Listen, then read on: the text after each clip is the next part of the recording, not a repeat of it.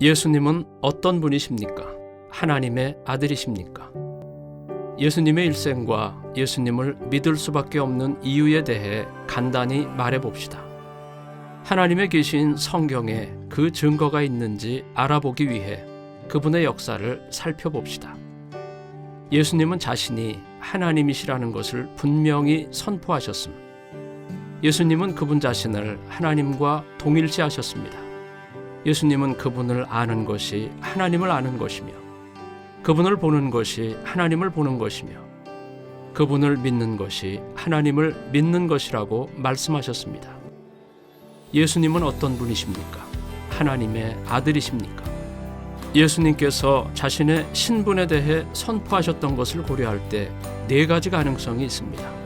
사기꾼이거나 미치광이이거나 전설이거나 혹은 그분께서 말씀하신 것이 사실입니다.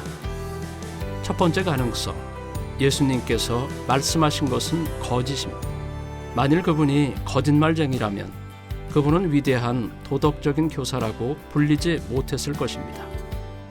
두 번째 가능성, 그분은 미치광이이십니다.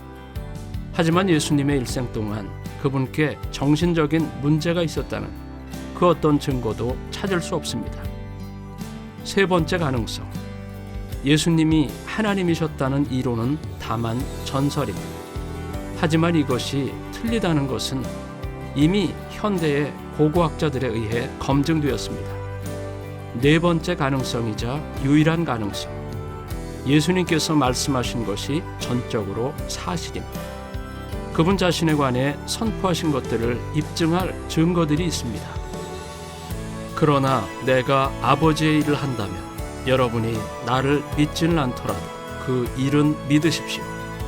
그러면 아버지께서 내 안에 계시고 내가 아버지 안에 있는 것을 여러분이 알게 되고 또 계속하여 알게 될 것입니다. 예수님의 일생으로부터 볼 수 있는 증거. 첫 번째로 예수님의 인간 미덕들은 그분의 선포에 의해 확증됩니다. 성경에서는 말합니다. 그분은 죄를 범하지 않으셨고 그분의 입에서는 속임수를 찾아볼 수 없었습니다. 두 번째로 예수님은 바람과 바다를 꾸짖으시고 물을 포도주로 바꾸시며 죽은 사람을 살리셨습니다.